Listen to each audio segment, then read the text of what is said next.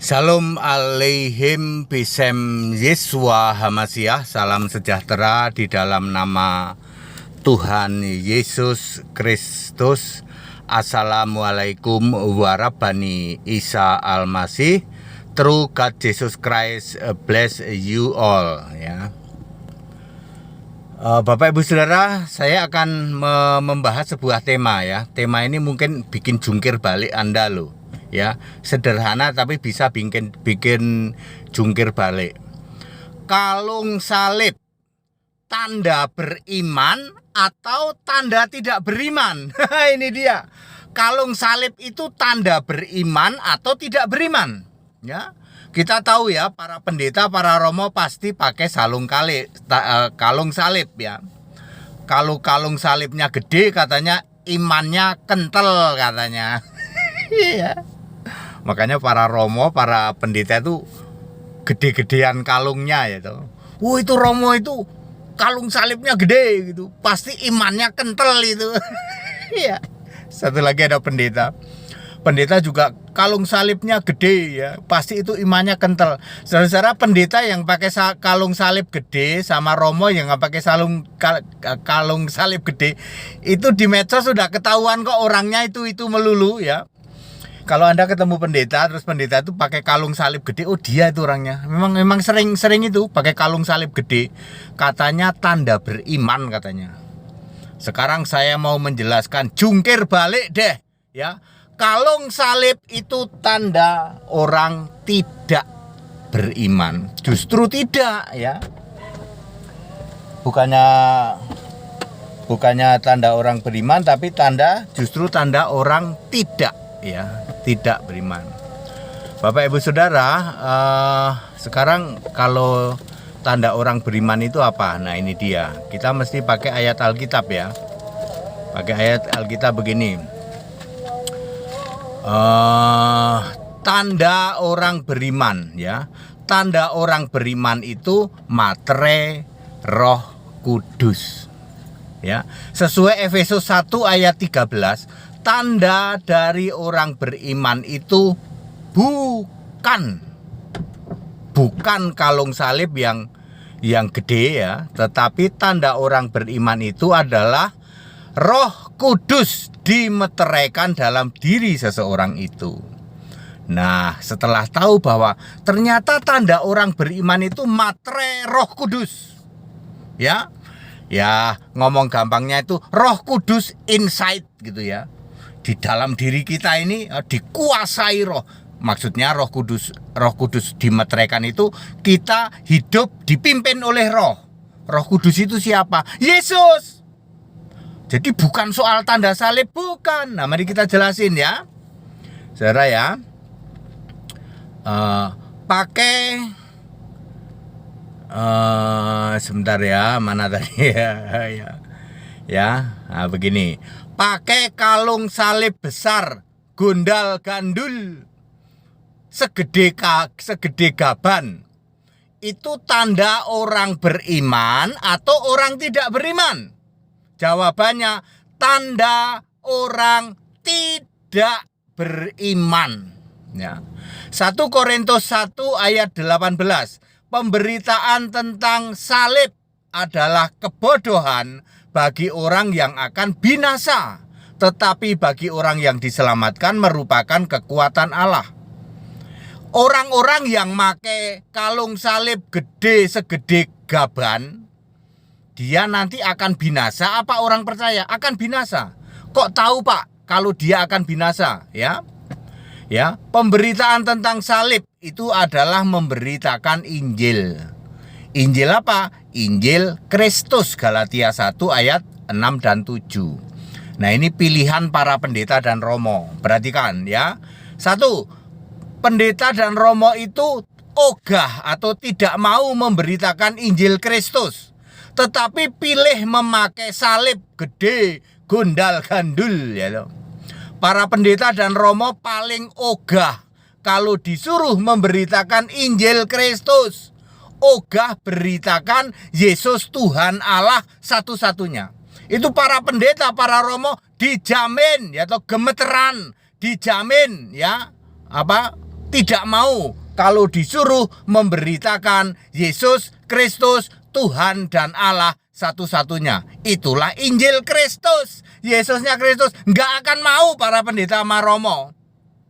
Ya, para pendeta dan Romo memilih memakai salib segede gaban, gondal gandul, sementara yang diberitakan Injil lain. Ya, yang diberitakan malah Bapa, ya toh. Malah Bapa, malah yang lain-lain, Tritunggal, ya. Injil lain yang diberitakan. Maka mereka itu disebut pemberita Injil atau guru yang terkutuk sesuai Galatia 1 ayat 8 dan 9. Ini bukti bahwa mereka yang memakai kalung salib gondal gandul segede gaban itu termasuk golongan yang nanti binasa. Ya, maka pemberitaan tentang salib itu kebodohan bagi mereka. Ngapain memberitakan Injil Kristus? Salib itu maksudnya Injil Kristus, ya. Ngapain memberitakan Injil itu yang Yesus, yang Kristus, yang sudah Tuhan, yang Allah, yang disembah di surga? Ya, mereka nggak akan mau. Kebodohan bagi mereka. Bagi para pendeta dan para romo, memberitakan Yesus Allah itu kebodohan. Dia memilih memakai simbol salib yang gede gondal gandul. Ya. Jadi cocok ya, 1 Korintus 1 ayat 18 cocok dong. Pemberitaan tentang salib Injil Kristus itu kebodohan bagi mereka yang akan binasa. Berarti pendeta sama romo itu sebenarnya mereka nanti binasa. Betul, pulang ke rumah Bapak, tak kasih tahu, ya. Binasa, ya. Ya, nah ini dia, ya. Kebalikannya adalah orang Kristen sejati. Kristen sejati itu memuliakan Allah dalam nama Kristus Yesus. Jadi Allahnya orang Kristen firm, valid, punya nama Yesus Kristus. Itu ogah kalau suruh pakai salib. Ini contohnya HTD ini, ogah pakai salib, ya. Ya, ogah, ya. Saya itu tidak pakai atribut sama sekali, ya toh. Atribut menunjukkan kekristenan gitu, ya. Enggak, Saudara. Ya, mana kalung salibnya kagak ada, ya. Simbol-simbol salib nggak ada, ya. Kalau di mimbar ada, ya. Ya, tapi itu nggak perlu gede-gede lah, nggak perlu ditonjol-tonjolkan lah, ya. Tapi saya itu mau dan memang harus dan rindu memberitakan Injil Kristus, Yesus Kristus. Yesusnya sudah Allah, Yesusnya sudah Tuhan, Yesusnya satu-satunya disembah di surga. Alfa Omega, itu yang saya beritakan. Saya tidak mau pakai kalung salib segede gaban gondal gandul. Ya, saya memilih percaya tanda orang beriman sesuai Efesus 1 ayat 13. Tanda dari orang beriman itu bukan kalung salib yang segede gaban gondal gandul, tetapi tanda orang beriman itu dimeteraikan oleh Roh Kudus. Maksudnya hidupnya dipimpin oleh Roh Kudus, yaitu Yesus Kristus sendiri. Galatia 5 ayat 25. Saya percaya beriman Roh Kudus adalah Yesus Kristus. Allah adalah Yesus Kristus. Tuhan adalah Yesus Kristus. Juru selamat adalah Yesus Kristus. Alfa Omega adalah Yesus Kristus. Jungkir balik dibanding para pendeta, para romo yang sangat bangga gondal gandul pakai kalung salib segede gaban biar kelihatan orang beriman. Alkitab justru membuat kalian jungkir balik. Ternyata tanda orang beriman itu dimeteraikan Roh Kudus. Percaya Yesus Kristus Allah, Yesus Kristus Tuhan, Yesus Kristus Roh Kudus itu. Apakah para pendeta dan para romo Anda masih memakai kalung salib yang gede gondal gandul biar kelihatan rohani gitu? Padahal Anda sesungguhnya penghujat Yesus Kristus satu-satunya Tuhan dan Allah.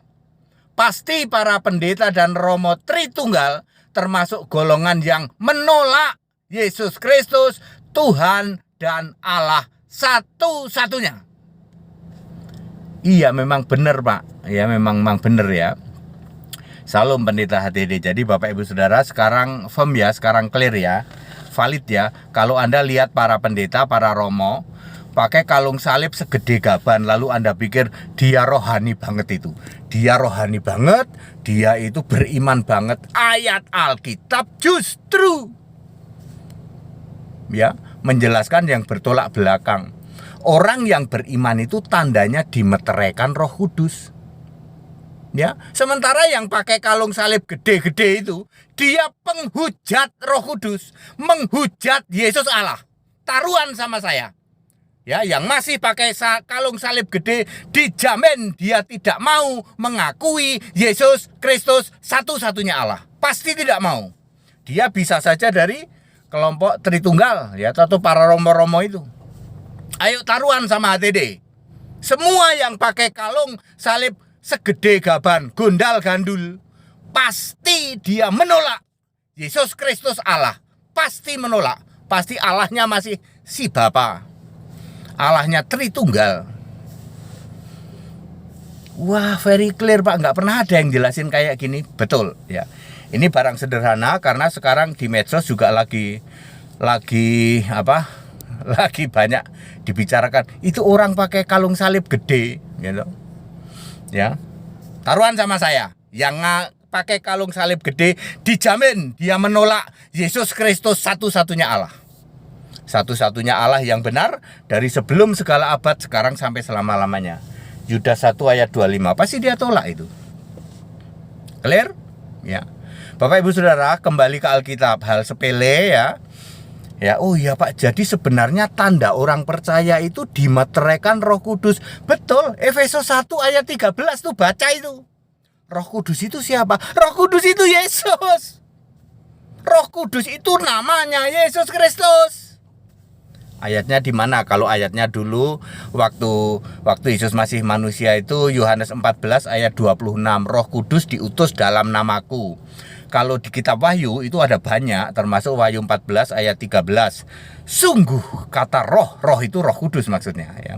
Roh Kudus yang bisa berkata-kata, di samping di dalam jemaat-jemaat itu ya. Siapa bertelinga hendaklah engkau mendengar apa yang dikatakan roh kepada jemaat. Yang dikatakan roh, yang aku katakan, berarti Yesus itu Roh Kudus itu. Padat, singkat dan clear ya Bapak Ibu Saudara, kembali ke Alkitab.